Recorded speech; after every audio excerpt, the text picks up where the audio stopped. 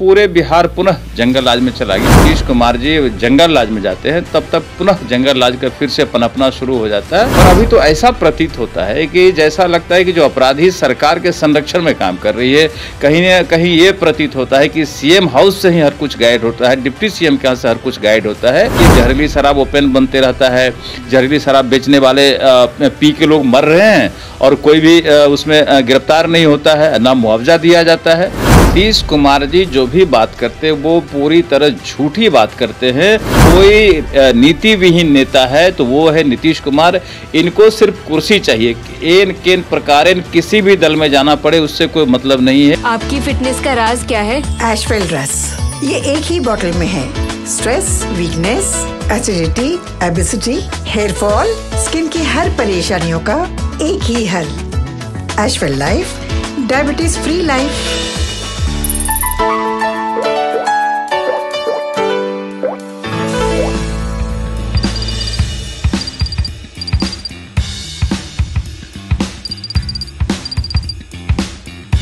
नमस्कार, NBC 24 देख रहे हैं आप। मैं हूं आपके साथ अभिषेक। देखिए, हमारे साथ अभी बात करने के लिए बिहार सरकार में पूर्व मंत्री रहे और वर्तमान में भाजपा से विधायक नीरज कुमार बबलू जी हैं, जुड़ेंगे, बात करेंगे। सर, लगातार बिहार में आपराधिक घटना हो रही है और उसके बाद देखा जाए तो किडनैपिंग का मामला लगातार सामने आ रहा है। पटना की बात कर ले, मुजफ्फरपुर की बात कर ले या फिर छपरा की बात कर ले, तमाम जगहों से अनेक मामला आ रहा है और कहा यह जा रहा है कि फिरौती मांगी जा रही है। कैसे देखते हैं? देखिए, अभी जो बिहार की स्थिति है वो 90 के दशक वाली स्थिति में बिहार फिर से पहुंच गया है, जिस समय लालू जी का बोलबाला था और पूरे बिहार में जंगल राज की स्थिति थी।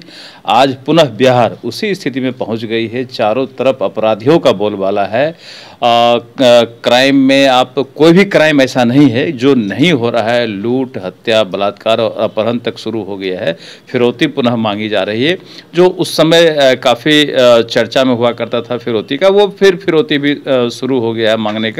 तो पूरे बिहार पुनः जंगल राज में चला गया। नीतीश कुमार जी ने जब सरकार बनी, एनडीए की सरकार बनी, तो हर चीज़ को हम लोगों ने ख़त्म कराया। पूरे दबाव दे करके पूरे बिहार में क्राइम को लगभग जीरो पे लाया गया था। लेकिन जब जब नीतीश कुमार जी जंगल राज में जाते हैं तब तक पुनः जंगल राज का फिर से पनपना शुरू हो जाता है और पूरे राज्य में क्राइम बढ़ जाता है। सबसे पहले लूट, हत्या, बलात्कार ये सरेआम होने लगता है।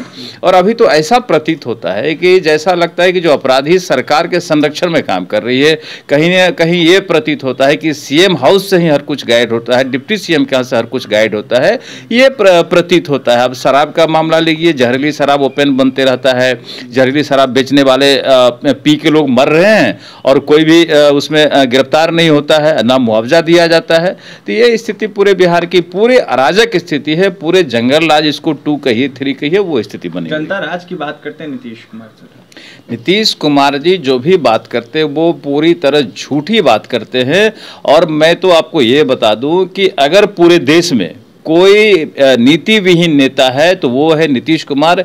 इनको सिर्फ कुर्सी चाहिए, एन केन प्रकार किसी भी दल में जाना पड़े उससे कोई मतलब नहीं है। इनका कोई नीति और सिद्धांत नहीं है। इनका सिद्धांत है सिर्फ हमको कुर्सी चाहिए। कुर्सी कुमार है, कुर्सी के लिए कुछ भी कर सकते हैं। जीतन राम मांझी का बीते दिनों बयान आया है। उन्होंने कहा है कि रावण से चरित्र जो है कहीं ना कहीं राम जी से चरित्र जो है कहीं ना कहीं रावण का अच्छा था, ऐसा कहा है उन्होंने। देखिए, जीतन राम मांझी जी को सीएम बनाया गया था। सीएम थोड़े दिन रहे, हट गए। उसके बाद इनका कहीं कोई चर्चा नहीं होता है, कोई नाम लेने वाला नहीं मिलता है। इसलिए ये बीच बीच में विवादित बयान देते हैं। विवादों से इनका हमको लगता है कि बड़ा ही प्यारा रिश्ता सा हो गया है कि जब तक ये विवाद में नहीं आते इनको खाना नहीं पचता है। इनकी मानसिक स्थिति ठीक नहीं, आप इससे समझ सकते हैं कि इस तरह का बयान देते हैं और कहते हैं कि राम काल्पनिक थे। जब राम काल्पनिक थे, उनकी बातों को हम मान लें कि ठीक है राम काल्पनिक थे, तो रावण कहाँ से आ गए? कि रावण का वो तारीफ कर रहे हैं कि रावण सही थे। जब राम काल्पनिक थे तो रावण भी काल्पनिक होंगे। ये बात उनको समझना चाहिए और इस तरह के कम से कम धार्मिक चीज़ों से उनको परहेज करना चाहिए। बाकी राजनीतिक बयान दे, जो देना है सरकार के खिलाफ, सरकार के पक्ष में, वो अलग बात है।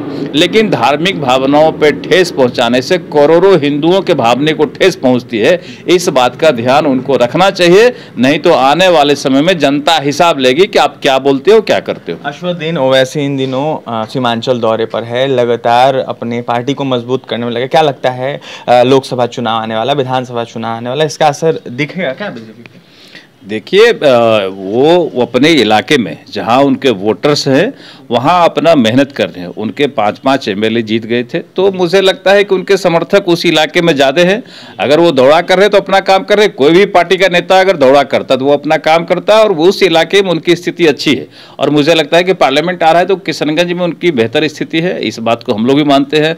हम लोग भी कहते हैं कि अगर 40 सीट बिहार में तो उन 40 हम लोग जीतेंगे, 1 सीट उन लोगों के खाते में जाएगा, वो चाहे वो कांग्रेस के खाते में जाए चाहे ओबीसी के खाते में जाए। लेकिन मुझे लगता है कि अभी कांग्रेस से बेहतर स्थिति वहाँ पर ओबीसी की है, तो ओबीसी के खाते वो सीट जा सकती है। लगातार सर केंद्र सरकार पर महागठबंधन की तरफ से छात्रवृत्ति को लेकर आरोप लगाया जा रहा है। कल विरोध भी किया जा रहा था जदयू की तरफ से, कहा यह जा रहा है कि जो केंद्र सरकार छात्रवृत्ति देती थी वो अब नहीं दे रही है बच्चों को। देखिए, सबसे बड़ी बात है केंद्र सरकार जो देती थी, किसी चीज़ को केंद्र सरकार बंद नहीं करती। निश्चित रूप से कुछ समीक्षा चल रहा होगा, हो सकता है कुछ बढ़ाने की बात चल रही होगी, तो वो समीक्षा चल रहा है, वो हमारे केंद्र के नेता निश्चित रूप से इस पर अविलंब डिसीजन लेंगे और कुछ बेहतर करेंगे। तो देखिए, हमारे साथ नीरज कुमार बबलू थे। मुखर होकर अपनी तमाम बातें रखिए, तो वहीं और भी तमाम खबरों के लिए NBC 24 के साथ बन रहे हैं। इस वीडियो को ज़्यादा से ज़्यादा शेयर करें। बहुत बहुत धन्यवाद।